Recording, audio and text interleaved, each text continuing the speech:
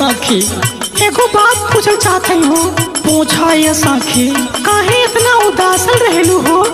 अरे का बताइए सखी हमार मर्द मिलल बना एकदम जान ला कि हमार जीव खिसिया गई बहुत से।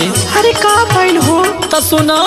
हरे रतिया में तुरल करी हैया हो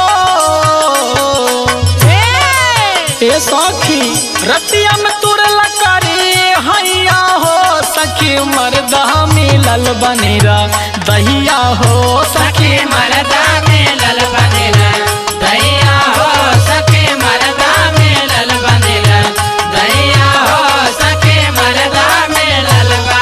रतिया में तुरल करी हैया हो सखी मर्दा मिलल बनेरा दहिया हो सखी मर्दा मिलल बनेरा दहिया हो सखी मर्दा मिलल बनेरा दहिया हो सखी मर्दा मिलल बा।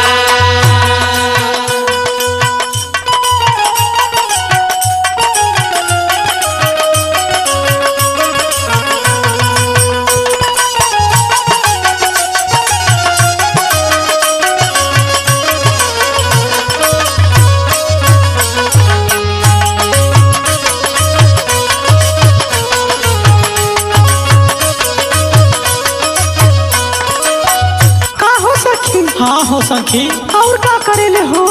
और सुना का करेला सुनावा। दिन रात सखी उता पियला दरुआ हो पियला दरुआ पियला दरुआ हो पियला दरुआ हो पियला दरुआ पियला दरुआ हो पियला दरुआ हो पियला दरुआ। ए सखी हो नसव में चोर रहे सूझे न मेहररुआ हाँ सूझे न मेहररुआ सोजना मेहररुआ हो सोजना मेहररुआ हो सोजना मेहररुआ सोजना मेहररुआ हो सोजना मेहररुआ हो सोजना मेहररुआ।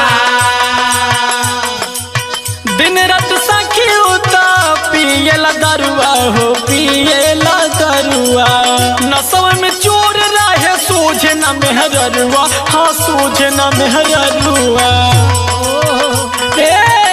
हरे जिंदगी जहर कैले सैया हो सखी मर्दा मिलल नीरा दैया हो सखी मर्दा मिलल बनेरा दहिया हो सखी मर्दा मिलल बनेरा दहिया हो सखी मर्दा मिलल बा।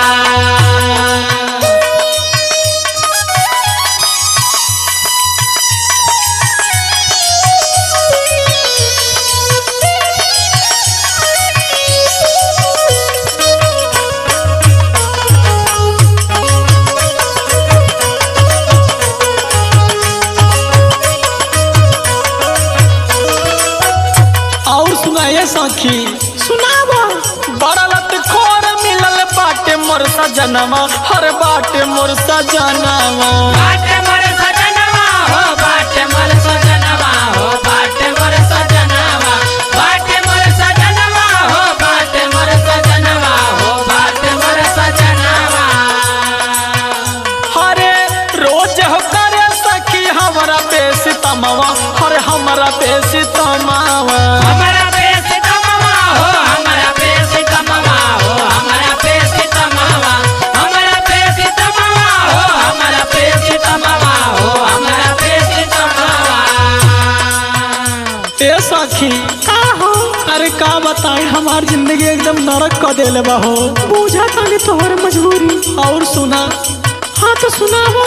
बड़लत खोर मिलल बाटे मोर सजनवा हर बाटे मोर सजनवा रोज हो करे सखी हमरा पेश तमवा हर हमरा पेश तमावा।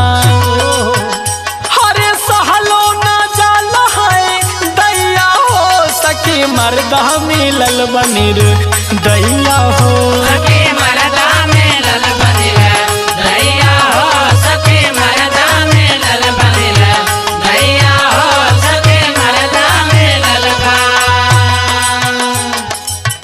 रतिया में तुरल करी हैया हो सखी मर्दा मिलल बनेरा दहिया